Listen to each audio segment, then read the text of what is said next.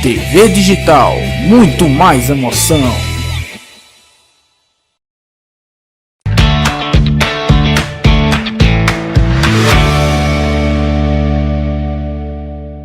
Olá, amigos telespectadores da TV Digital, do consultório do Jornal Online. Hoje estaremos aqui mais uma vez no consultório da psicóloga Jorge Matos para falarmos do tema TDAH, transtorno de déficit de atenção e hiperatividade. Você sabe o que é? Se tem tratamento?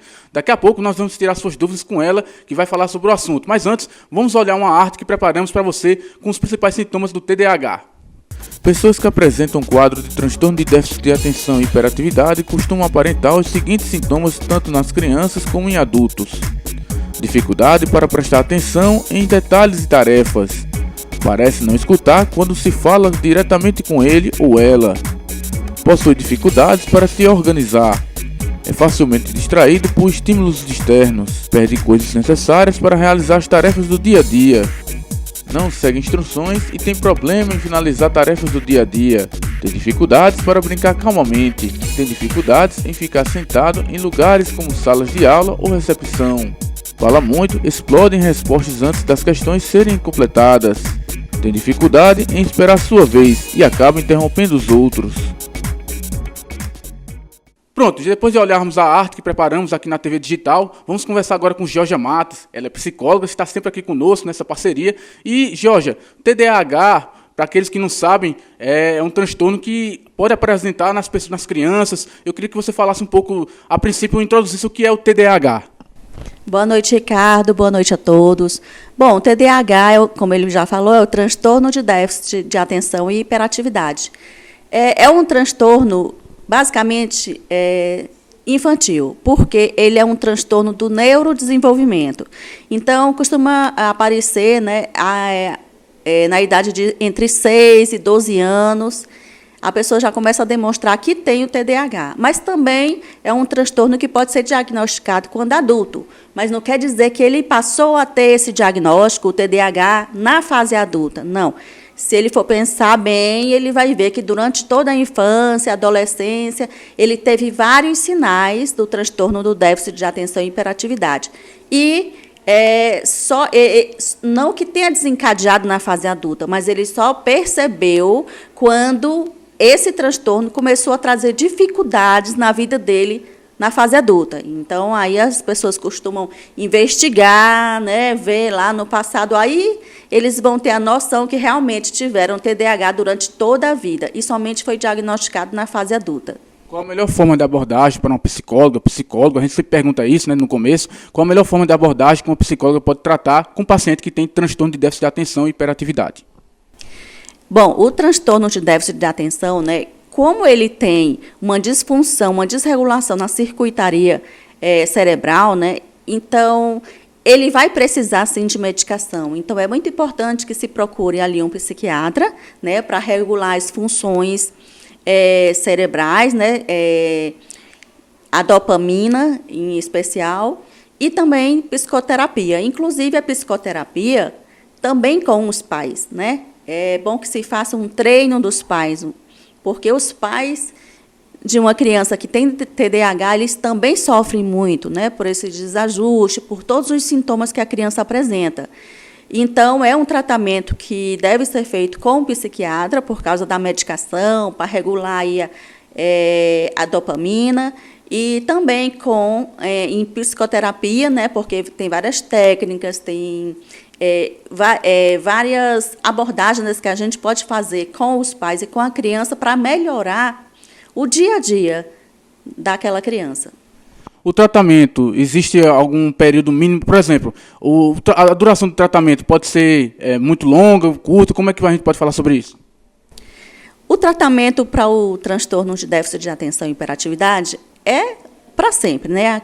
Porque não existe a cura. Existe um tratamento, existe um equilíbrio, existe a pessoa se reajustar emocionalmente, comportamentalmente. Então, não é um tratamento que você faça por 3 meses e pare. Não.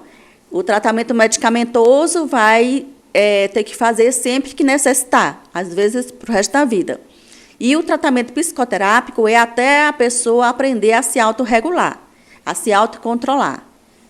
Bom, e existem duas fases, né, do transtorno de déficit de atenção, o sem hiperatividade e com hiperatividade. Fala um pouquinho sobre isso.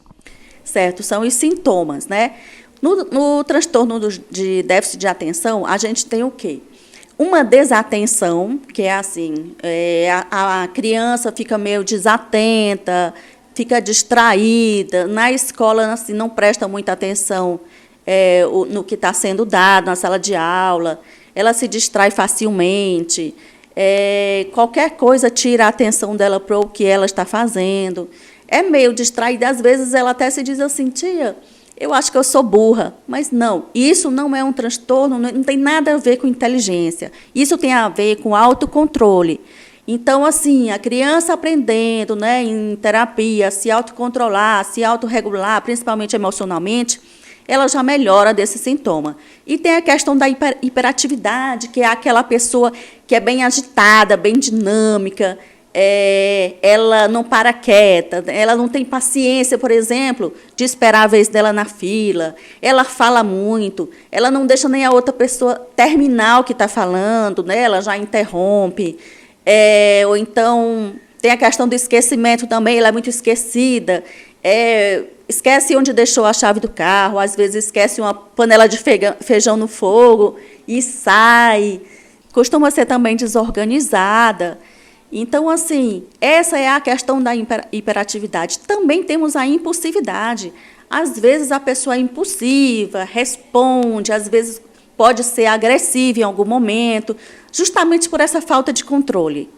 Bom, e também dizem, há um estigma que a pessoa que tem TDAH costuma ser bem criativo. Você concorda? E se é criativo, em que momento pode aparecer essa criatividade?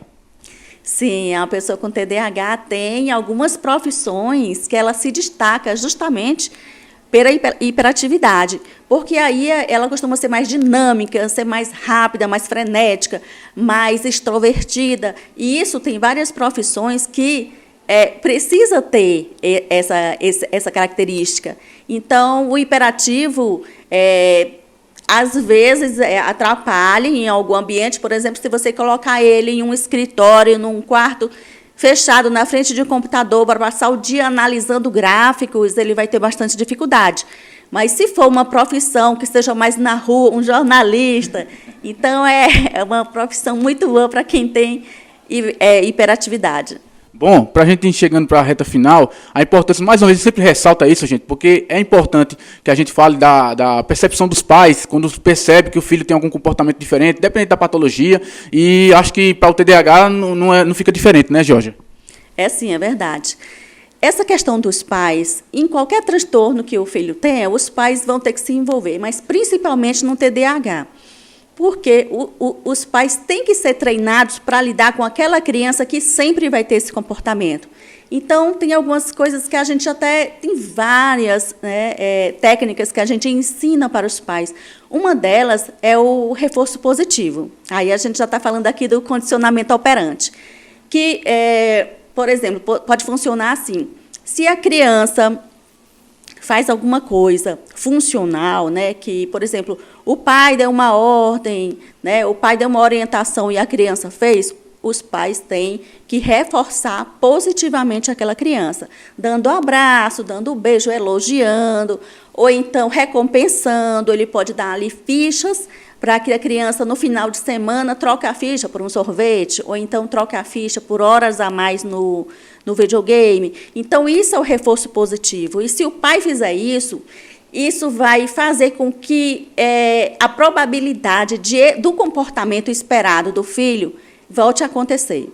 Bom, a gente está chegando na reta final do consultório, mas antes, apresentar aqui o livro da nossa psicóloga aqui, o livro da autoria dela, né? Carência Afetiva Infantil, a Síndrome do Abandono vivida por crianças e adolescentes e as consequências para a vida adulta. Você queria falar um pouquinho sobre esse livro? Por favor.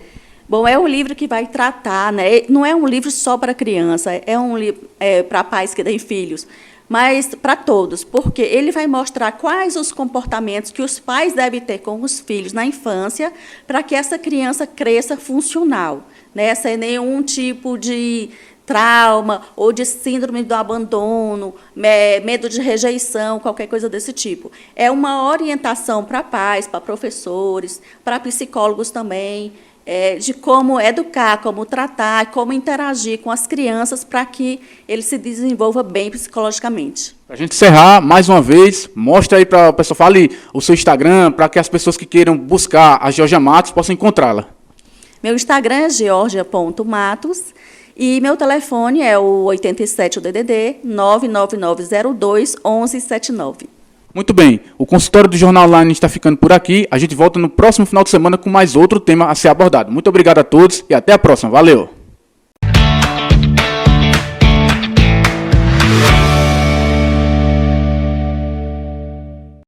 TV Digital, muito mais emoção.